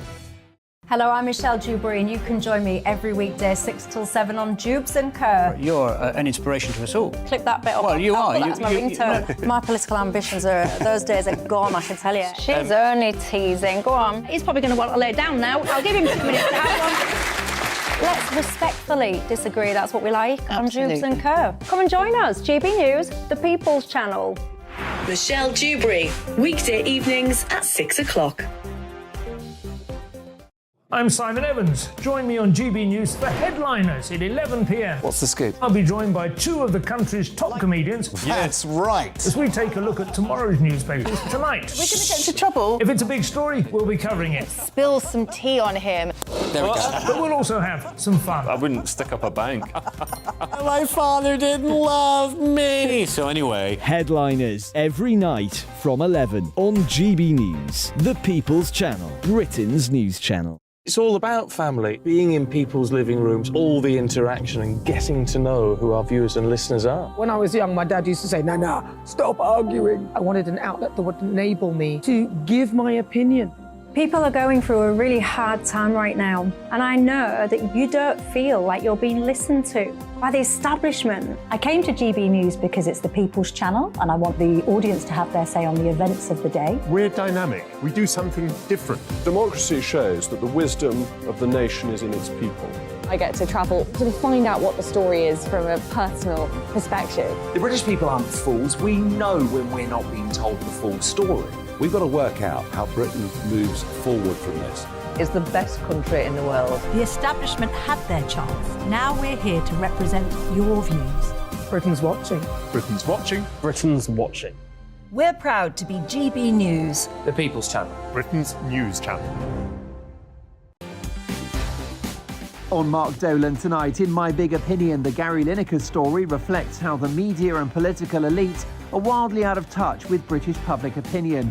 Wanting to stop the votes and end a criminal enterprise does not make you a bad person. From 10, we bring you the alternative match of the day, because no one at the Beeb is bothering to turn up.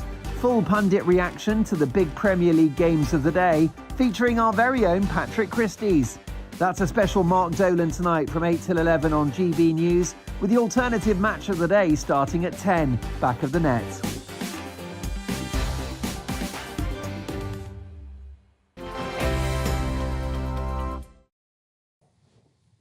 Welcome back once more to Neil Oliver Live. Was an episode of an upcoming BBC David Attenborough documentary series pulled to avoid a backlash from viewers? That's the allegation made by the Guardian newspaper that published claims the broadcaster's running scared of, and I quote, Tory politicians and the right-wing press. Sounds bizarre. Joining me now to tell me more is TV critic Sarah Robertson. Hello, Sarah. Good evening to you, Neil. Thanks for having me on the show. You're right, this is bizarre indeed. Where do I begin? So The Guardian broke this story yesterday saying that the BBC were scared, as you put it, of a right-wing backlash if they showed what The Guardian claimed was the last episode, the 6th episode of this new BBC series. It starts tomorrow night with David Attenborough, called Wild Isles. The last part is called Saving Our Wild Isles, and this is meant to be a sort of complementary episode to this series, which The Guardian was saying is a 6-part series. That was their claim. But they said that BBC decided not to show that with the other 5 parts and to just put it straight to iPlayer in case that those on the right would take offence at this, and what they call dinosaur lobbyists who don't want to do things like wilding and aren't interested in the environment and just want to take the side of farmers and agriculturists. I straight away smelt a rat with this and said this is just not right at all, because most people I know in the countryside are very conservative and are on the right, and they're the people who care passionately about the countryside, who would like to see rewilding and also would love to watch David Attenborough's documentary series and are huge fans of Attenborough. Anyway, the BBC, to cut a long story short, came out last night and said The Guardian's article, and those two are normally in bed with each other, but they said The Guardian's article was incorrect, was wrong, and that this was never meant to be a 6-part series. What the last part was a film by the RSPCA and the World Wildlife Fund, which was never part of the main series, and they had acquired the rights for it to go on iPlayer. So The Guardian have taken this and spun a story to try and have a go at those on the right, and to say that, you know, the BBC is cancelling David Attenborough, who, as we know, is a national treasure. This isn't the case at all. The BBC have never cancelled David Attenborough. David Attenborough's show is going to be showing, but if you want to see this film for the Royal Protection Society of Birds and the World Wildlife Fund, you can hunt it out after the series on iPlayer. And that's the long and the short of it, Neil. How desperate can anyone be to suggest, you know, that it's right-wing extremists and the BBC's fear thereof that would persuade the BBC ahead of time to cancel an episode of a series? It just has all the hallmarks of confected nonsense. Well, it's to try and stir up, isn't it, a row. And that's what they've done. And The Guardian have not backed down on this. I mean, they've included the BBC statement now, but they've still not backed down. They've said that people within the BBC, insiders in the BBC, have told them this, that they're upset, that the BBC is caving into right-wing pressure. But as I've just pointed out to you, where is this right-wing pressure coming from? You know, people who are calling for rewilding, the likes of Ben Goldsmith, his brother Zach, who was a Conservative politician. I don't understand it. How can they claim this is pressure from the right when it's people on the right who would like to see more done to preserve the countryside, to try and get rewilding going, to talk about what's going on in the British countryside and what we can do to salvage it? I just can't understand how they think they can get away with it. And that's why I tweeted about it last night. I said, this is fake news from The Guardian. They've taken something, ran away with it to try and say the BBC is doing censorship. It's not the case at all in this. And as if anyone would cancel David Attenborough. The day that the BBC cancelled David Attenborough, I think everyone then will say, throw the BBC in the sea and not pay the licence fee. But the BBC in this instance have not done this. And they've said this was never a 6-part series. It was always a 5-part series, but with this extra film that they've acquired from elsewhere. They've not made it themselves. They've bought it in. And if people want to see that, as an extension of the show, they can do so on iPlayer. So I don't see how The Guardian can make such a big deal out of this. I think it's really, really bad. And of course, the left have seized on this and said the BBC, after everything what's happened with Gary Lineker, the BBC censoring David Attenborough now. Sarah Robertson, Sarah Robertson, TV critic, I think you have nailed that one squarely to the post where it deserves to be. Thank you for joining me this evening. Emma, I must read you a quote from the piece. Lobbying groups that are desperately hanging on to their dinosaurian ways, such as the farming and game industry. I mean, since when was growing the nation's food and being conservative of that dinosaurian, if that's even a word? I mean, it's such silliness, and I think the fact that you called it confected nonsense is a perfect description. It seems, as I was saying earlier, it's this sort of creation of this right-wing boogeyman. I think The Guardian seemed to be trying to do with this article what a lot of articles we've seen on the other side of the spectrum from The Telegraph that are accurate and are correct about the cancelling of particular individuals or particular works of art or whatever. But it's interesting that you know, they seem to be trying to replicate this, but of course it's not true. But they often accuse the right of wanting to stoke a culture war when, of course, it seems to be coming from the other direction. So it's a very sort of revealing article, I think, about The Guardian's motivations. They seem to want to basically spin this imaginary boogeyman.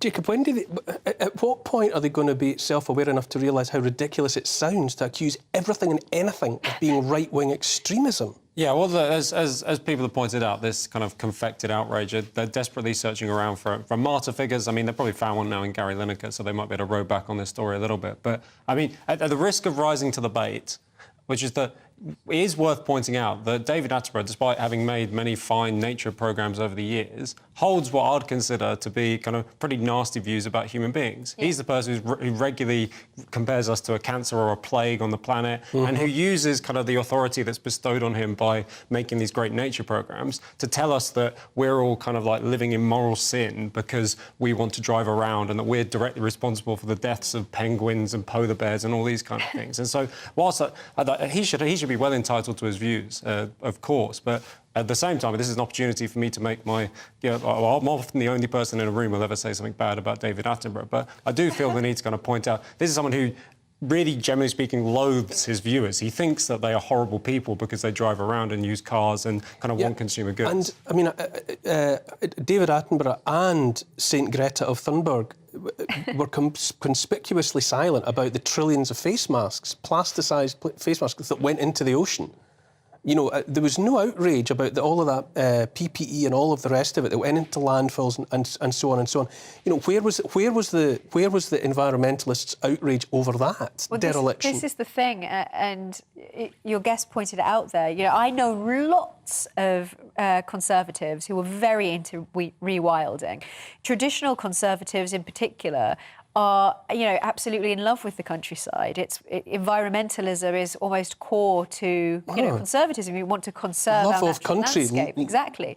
So not only is this confected, but it's also unconvincing because of the way that it's sort of portraying this non-existent brand of, and maybe they're thinking of, you know, particular libertarians or something. They think they want to concrete all over the landscape. But it's a very good point. You know, there are many conservatives who are really very good custodians of the environment and who care a lot about this.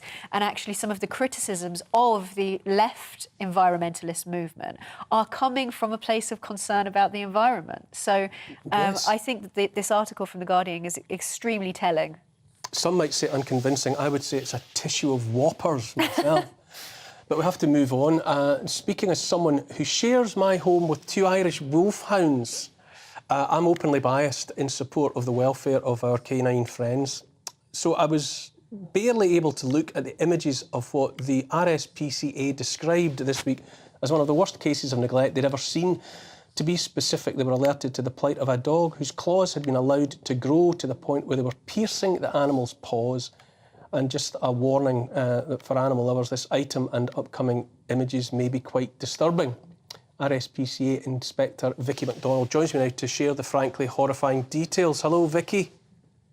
Hi, thanks for having me. Oh no, it's important. Talk us through this one. We were alerted to the plight of Bentley by a member of public contacting our call centre. The allegation was that he was in poor body condition, had skin issues, and that his claws were extremely overgrown.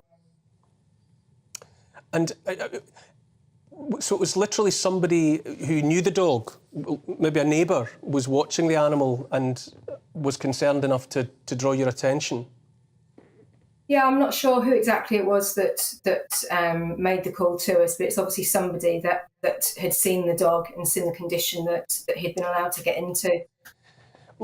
Oh, look, I mean, honestly, it's like a special effect from a horror flick. And you talk us through, that's the claw growing back into the soft tissue, isn't it? Yeah, I've never seen anything like it on a dog previously, and Bentley wasn't just affected by one or two claws being overgrown. On all four of his feet, all the claws were overgrown to the point where they were either corkscrewing, as you see there, but on all four pads, at least one claw had curled round so far that it had embedded itself deep into the pad, causing swelling and infection and considerable pain to Bentley. What breed of dog is Bentley, and what age? He was a Staffordshire Bull Terrier type, around about 6 years old, and he had certainly been experiencing this discomfort for several months prior to us getting involved. The person that was the owner of him at the time had him for the past 18 months, and during that time he'd certainly never seen a vet for any treatment. And the conditions that he had, the claws, the skin, they're not things that just appear overnight or in the previous week. They're things that build up and up and up over a period of time. So there was a considerable period of suffering for Bentley. Why did it happen though? I've got two hounds, as I said in the introduction. Sometimes they walk on the street, sometimes they walk on soft, on grass or whatever. The claws, that doesn't happen, and we haven't had to take particular steps to cut them back. What was going on with Bentley's claws? Yeah, I mean, obviously, you always need to keep an eye on claws when they do sort of get long, especially with the dew claws that sometimes sort of further up the leg. And yes, you're right that just normal, generally walking around on pavements, that acts as a nail fast. That does keep them down. But certainly for Bentley, he hadn't been out on any type of walk for a considerable amount of time. The claws wouldn't have gone like that. But to be honest, nor would he have even been able to. It was quite obvious when he was standing that it was extremely painful on those feet. Oh. But it's something that should have been obvious to anybody. And where is he now? What will happen to Bentley? What condition is he in, and what are his prospects for a new home? Unfortunately, I don't have good news as far as Bentley's concerned. He came into our care, and the local branch were fantastic with him. They did their very best for him, but he had so many different issues going on. He didn't just have the problem with his claws, but he also had literally a head-to-toe skin condition, which you can see in some of the pictures. His skin was very sore and reddened and swollen. In addition to that, he had ear infections in both ears. Oh. He had so many problems, and the branch were brilliant. They tried so hard, but after a few weeks, it was just deemed in his best interest that he should be euthanased, and sadly that was the outcome. Oh dear, the worst possible outcome. So yeah. Will there be consequences for the former owner? Will there be action taken to make sure they don't keep animals, anything like that? Yeah, so the owner of Bentley, he had been on our radar previously, about 18 months prior to my visit, and he'd received a caution back then for failing to get veterinary treatment for a dog. Obviously, this matter that I walked into was even more serious, and as a result of that, I conducted an investigation, which then resulted in a case going to court. And about a week and a half ago, he was sentenced in court, and he's now been banned from keeping dogs for the next 10 years. For 10 years, forever, I would say. How frequently do you see cases like this? I know you're saying that what you saw with Bentley was unusually or uniquely severe, but how often are you dealing with animals in these kind of life and death predicaments? Well, I mean, in the job that we do here, we see cases of neglect on a daily basis, unfortunately. Some more severe than others. Obviously, the more serious issues, they do lead to prosecution. But obviously, the P in RSPCA is about prevention. So mainly what we try to do is get out there and help and educate and try and resolve a situation in the situation that it's actually in. And if we can resolve that, that's better for the owner, better for the animal. But obviously, there are situations that are just too serious and we have to take further action. A dreadful and ultimately upsetting story. Vicky McDonald from the RSPCA, though, thank you for bringing it to our attention. So important for everyone to know just the kind of predicament that some animals are left in on account of the rank stupidity and callousness of owners. Thank you tonight, Vicky. It brings you right down, doesn't it, to see that kind of level of cruelty meted out to a poor beast. I mean, the poor thing probably couldn't have walked. I can't imagine how he could possibly have been able to walk around at all, to even be able to stand up. He must have been in complete agony, and probably for a very long time as well for it to have gotten to that stage. I really firmly do think that people who abuse animals like that should be put in jail. Yeah. And I don't think that it should be a 10-year ban. I think it should be a lifetime ban. A person like that shouldn't be allowed near animals. Because I think you have to ask, what kind of person can see an animal suffering around them, living in their house with them, an animal that must surely not have been able to stand or to take care of itself in the way that animals normally can. What kind of person can stomach seeing that? I think anybody who looks at that would wince and feel sickened by it. Yeah. So I think that people who abuse animals should really be punished very severely. It's a measure of society, isn't it, Jacob? I would say the way that those people, be animals among us that we share our place with, if we can't deal out the basic comforts and the basic kindnesses, what does it say about our society? Yeah, for sure. I mean, there's obviously always a danger of reading too much into kind of one example. Nonetheless, I mean, just anecdotally, you do kind of witness a little bit that there's a growth in people maybe taking on pets that are not quite right for them, or especially with dogs, people taking on increasingly kind of like slightly unhinged dogs that maybe aren't quite right for them. And also people, I think, and maybe you could draw out some longer point about people kind of not dealing out the responsibilities in society, people that are not kind of as committed maybe to training dogs properly. And so I think it'd be worth having a bit of a conversation about whether we still kind of are capable of looking after the right kind of animals in the way we do. I'll be a little cautious about drawing out too much. But when you live with I've got dogs at home, and when you see how vulnerable they are really, how much they depend on you for every aspect of their happiness and every part of their life, to see that just the thought of what Bentley went through in however many years and months he had is just deeply, profoundly upsetting. A pause for thought, at least. After the break, I'll be discussing the news that 3 fragments of the Parthenon will be sent from the Vatican to Athens. And what does that mean for other historic artefacts held elsewhere?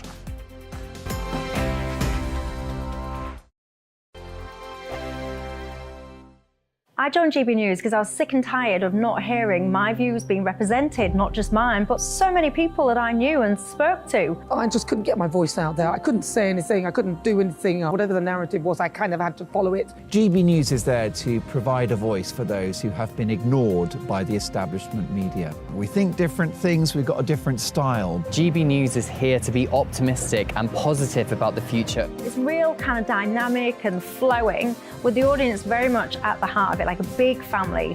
Here at GB News, we talk about the things that matter to you. Hearing the voices from right across our towns and cities, especially our towns. All sides of the argument represented with a heavy dose of opinion. We're on a mission here to make a difference. And the GB News family really is here for you, and whatever time of day you can watch or listen. Britain's watching. Britain's watching. We're proud to be GB News. The People's Channel. Britain's news channel. Westminster is going around in ever-decreasing circles, followed by the media. Britain is broken. How on earth did we get into this mess? But more importantly, how do we get out of it? Join me at 7 p.m, Mondays to Thursdays on Farage, here on GB News. We will have open, rational debate. We've got to work out how Britain moves forward from this. Join us here on GB News, the People's Channel. Britain is watching. You've probably seen politicians interviewed 1,000 times, but we do it differently. We find out who they really are, we don't shout, we chat, and hopefully we bring a bit of light, not just heat. Did you know Kate Moss? Apparently. Do you have a pair of jeans or a pair of jeans? No, of course I don't. What would I do with them? My friends are like, oh my God, what's she doing now? Join me every Sunday at 6 for Gloria Meets, only on GB News, the People's Channel, Britain's news channel. I'm Jacob Rees-Mogg, the Member of Parliament for North East Somerset and a former government minister. For years, I've walked the corridors of power in both Westminster and the City of London. I campaigned in the largest democratic vote in our island story. I know this country has so much to be proud of. We need to have the arguments, the discussions on how we make it better. The wisdom of the nation is in its people. Vox Populi, Vox Dei. That's why I'm joining the People's Channel. Join me Monday to Thursday at 8 p.m. on GB News, Britain's news channel. I'm Mark White. As GB News Home and Security Editor, I cover those key issues that are so important to you. Our authorities, our communities doing all they can to combat violent crime. With the public services under unbearable strain, why are we still failing to control our borders? Defence, the first priority of any government, has been continually hollowed out. Can we trust our politicians to protect the armed forces? Join me, Mark White, on GB News.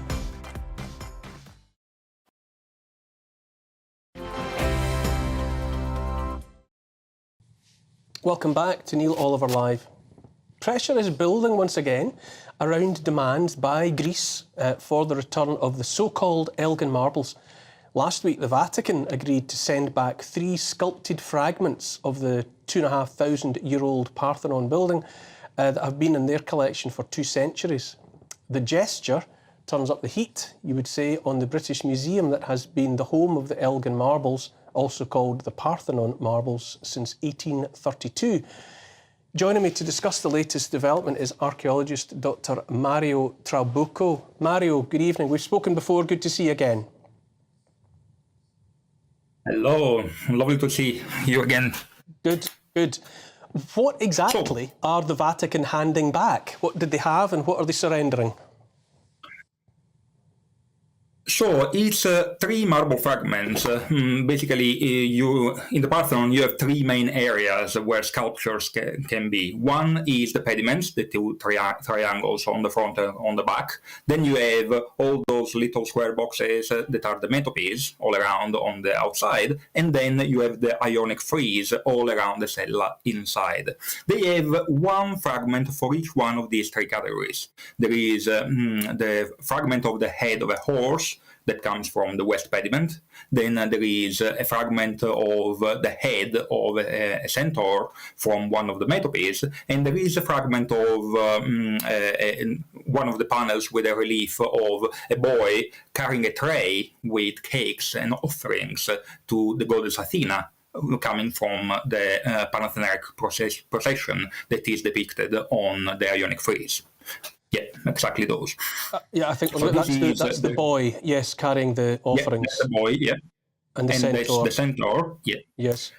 And so the Vatican comes to have these pieces because of a little bit of a convoluted story. 2 of them, at least, come from Venice, or via Venice, because as you may have heard already, in 1687, there was a Venetian army that basically brought havoc in Athens in waging war against the Ottoman Empire. Athens had the Acropolis fortified as a Turkish garrison, and therefore Francesco Morosini, the Doge, the ruler of Venice, basically bombarded the Acropolis from one of the neighboring hills, and this caused the Parthenon itself to explode, literally, because it was filled with ammunition stored there by the Turks, by the Ottomans. These scattered fragments all over the place, not only on the north and the south side, but also caused the dislodging of part of the sculptures that were also on the pediments. And many of those fragments were just laying on the ground or even falling over the battlements and down the size of the rock of the Acropolis, and people would just collect and bring them home. What is then? Obviously, this turns the spotlight back on the idea of repatriating some aspect of the Parthenon marbles. What is the present position of the British Museum, I suppose really the British government, when it comes to this relentlessly vexed matter of these misplaced items, let's say? Right now, the position is very, very clear. It's one of the clearest cases, actually, that you can have when you look at all the other lots of Parthenon fragments that are scattered throughout Europe. In the case of the Elgin marbles, there is a clear-cut case of the government, the legitimate government of the time, handing them over, conceding them to the then British ambassador Thomas Bruce, the 7th Earl of Elgin, and then he simply acquired them and brought them home, where they were purchased, again legitimately and with an Act of Parliament in 1816 by the British government, which handed them over in care, in stewardship, to the trustees of the British Museum. So the British Museum owes them because of an Act of Parliament, and they could not have acquired them if they had not legitimate they are not found that Elgin had a legitimate title and was able to pass this legitimate title to the British Museum in the first place.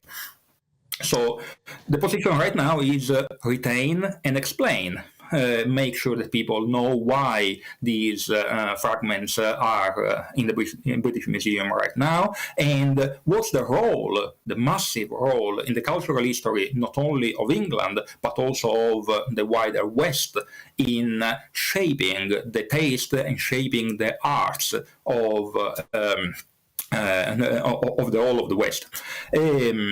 Do you think, Mario? Do you think the Vatican is stirring things up deliberately? Do you think there's any? Is there some politicking going on here, saying, "Well, we're going to give back our bit of the Parthenon.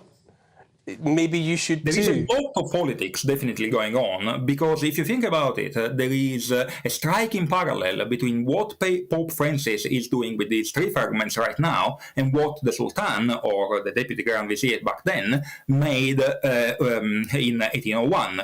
There is an absolute ruler that can dispose of these pieces, and these pieces don't mean really too much for as evidence for their identity or the feeling of who they are, and they can basically dispose of them, give them freely in an act of graciousness to somebody else as barter for some political gain. In the case of the Sultan, they wanted to get the benevolence and help of the British government. And on the other side, in the case of the Pope, he wants to kind of close an historic rift and bring together two parts that have been in a fight with each other for a very long time.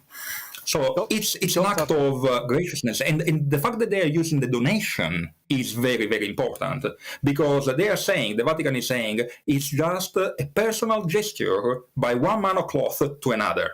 And so it's not a repatriation, it's not a state-to-state restitution, because obviously there is a lot of stuff in the Vatican Museum that could be put in jeopardy if you start talking about the Vatican restituting items. So, this donation also creates a kind of an asymmetry in a way, because there is a donating part that has the moral ground in a way, and on the other side there is a receiving part who is forever grateful, and it has a kind of a subaltern position. Dr. Trabucco, there's a lot of restitutions like these. I'm sure we'll be talking about this again in the future. For my own part, I think the Vatican are just at it, as we say in this part of the world. I'm sure they're just trying to cause trouble. But Dr. Trabucco, we will pick this story up again. I'm sure it's a long way from over. This fascinates me. What it means. If you get this idea across, that everything that's in every museum collection around the world has to be sent back to wherever it came from. Wow. What does that mean for the cultural inheritance of the planet? Completely. And I think this, as he was describing it there, perfect illustration of how the history of every item in any museum in the world is extremely complicated. Those marbles were taken from the Parthenon before the modern state of Greece even existed, I think 30 years prior to Greece even as it exists today being a thing. So yes, this completely opens the door to our museums being stripped clean. Because culturally, everything belongs to someone else. And another example of this is this jewel that has been in the media recently for discussion. That, you know, the main argument for giving it back to India is because it was at some point owned by a ruler who also happened to be the ruler of Lahore at the time, because the map was drawn differently. So do you chop it in half and give half to Pakistan and half to India? It's a huge potential disaster for collections around the world. We've got to go to a break, though, and that'll be the final break, after which we'll be learning more about the long-lost letter from a young Prince Charles, which was rediscovered and fetched several £1,000s at auction this week.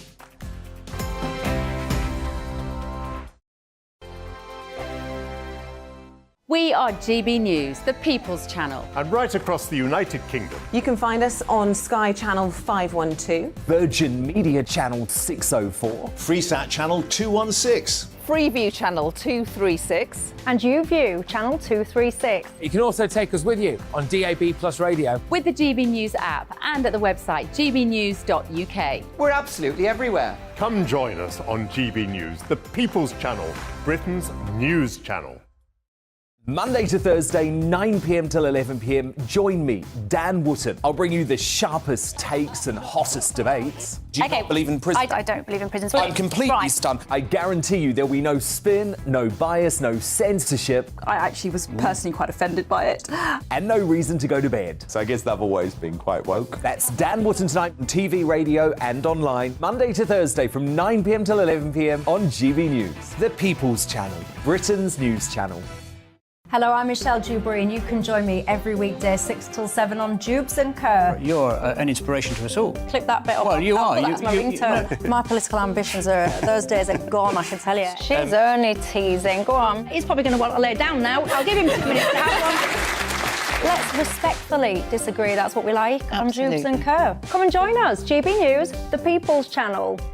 Michelle Dewberry, weekday evenings at 6 o'clock. I'm Simon Evans. Join me on GB News for Headliners at 11 p.m. What's the scoop? I'll be joined by 2 of the country's top comedians. That's right. As we take a look at tomorrow's newspapers tonight. We're going to get into trouble. If it's a big story, we'll be covering it. Spill some tea on him. There we go. But we'll also have some fun. I wouldn't stick up a bank. My father didn't love me. So anyway, Headliners every night from 11 on GB News, the People's Channel, Britain's news channel. It's all about family, being in people's living rooms, all the interaction and getting to know who our viewers and listeners are. When I was young, my dad used to say, no, stop arguing. I wanted an outlet that would enable me to give my opinion. People are going through a really hard time right now, and I know that you don't feel like you're being listened to by the establishment. I came to GB News because it's the People's Channel, and I want the audience to have their say on the events of the day. We're dynamic. We do something different. Democracy shows that the wisdom of the nation is in its people. I get to travel to find out what the story is from a personal perspective. The British people aren't fools. We know when we're not being told the full story. We've got to work out how Britain moves forward from this. It's the best country in the world. The establishment had their chance. Now we're here to represent your views. Britain's watching. Britain's watching. Britain's watching. We're proud to be GB News, The People's Channel. Britain's news channel.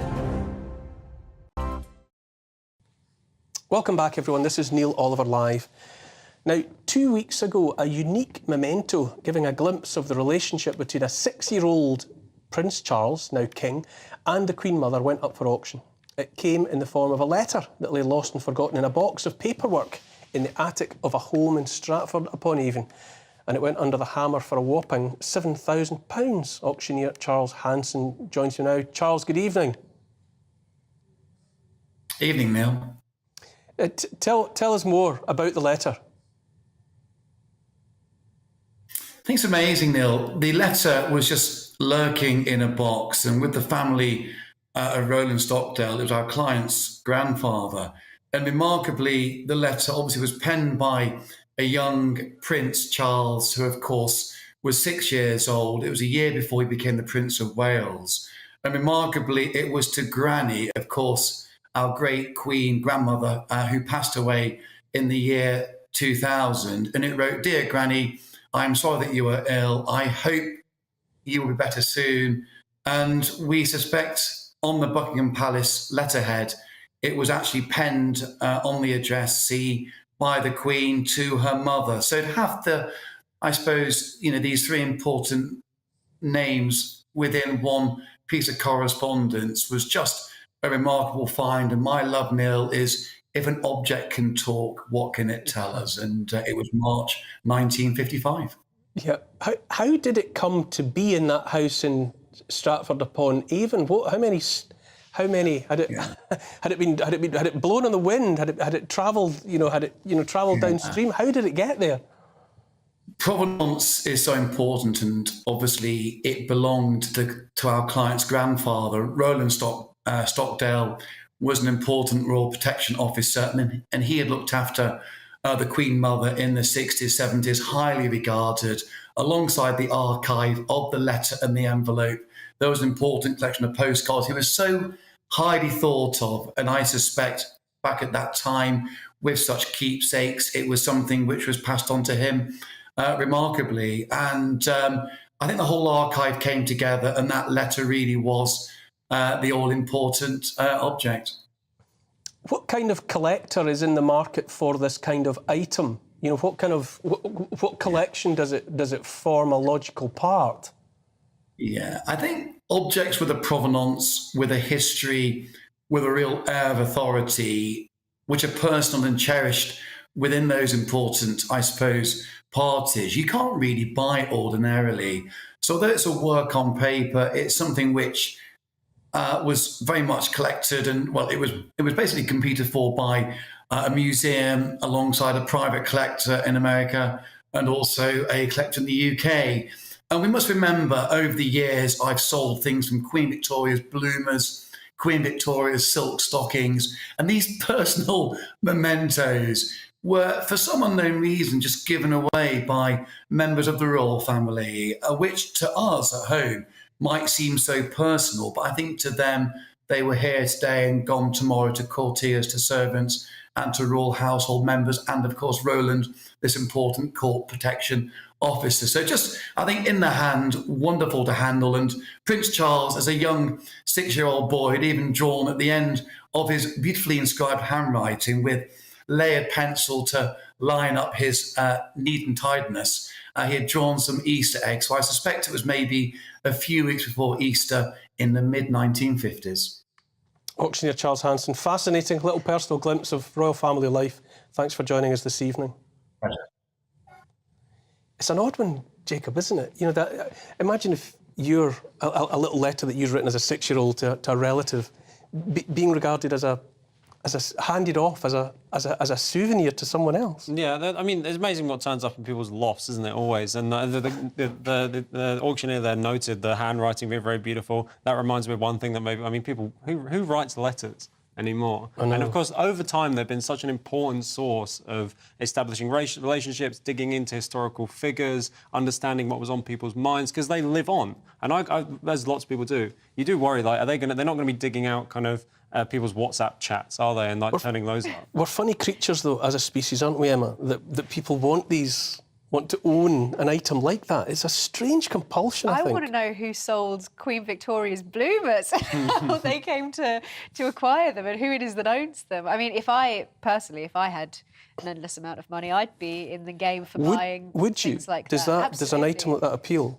Yeah, absolutely. I mean, it's a wonderful little piece of history, and actually, if I had discovered that in a relative's attic, I would have wanted to keep it. I wouldn't have wanted to auction it even for $7,000. I suppose in this year, when Prince Charles is going to be crowned king, it gives it a certain space in historical time, doesn't it? That letter has appeared now. I imagine that they probably would have been advised that now is the time to sell it, because there is going to be an increase. And he mentioned that there was a an interest from a buyer in the States, and I think that there is a lot of increasing interest because, I mean, the royals haven't been out of the news, partly thanks to Harry and Meghan for quite some time. So I think probably now will maybe be the peak for selling something like that. But I certainly would. I would have wanted to hold on to it. £7,000 though, £7,000.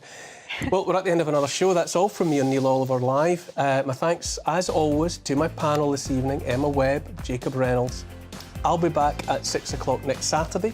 Next up, it's Mark Dolan tonight. Mark is here already. Mark, what have you on the show this evening? Neil, thanks for another brilliant programme. We're going to make television and radio history tonight.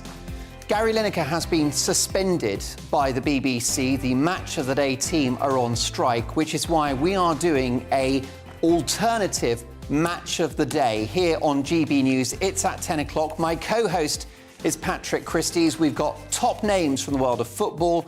It will be a virtue signalling free zone. It is the alternative Match of the Day from 10, plus the People's Hour, the big stories of the day, and my big opinion. I'll be dealing with, you guessed it, Gary Lineker.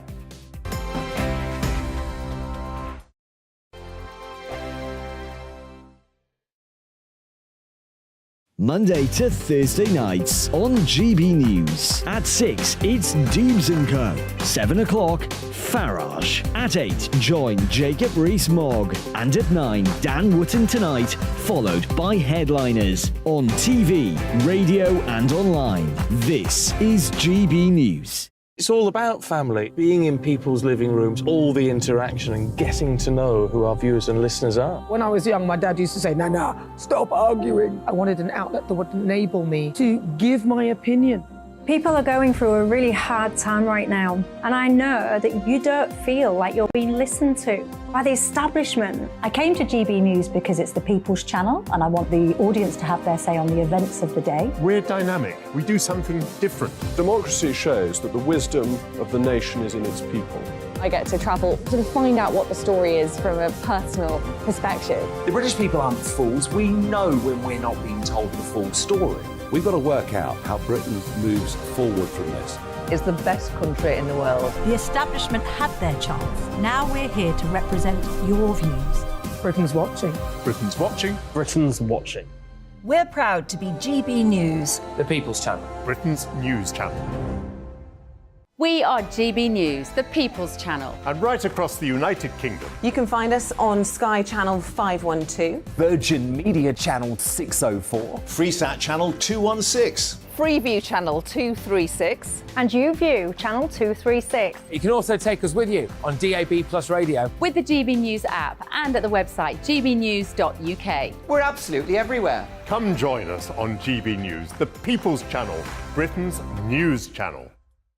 GB News has its own late-night paper preview show, Headliners, where comedians take you through the next day's top news stories. You don't have to bother reading the newspaper, we've got it covered for you. Headliners, every night at 11 p.m. and repeated every morning at 5 a.m. We won't send you to sleep like some of the other paper review shows out there. GB News, the People's Channel, Britain's news channel.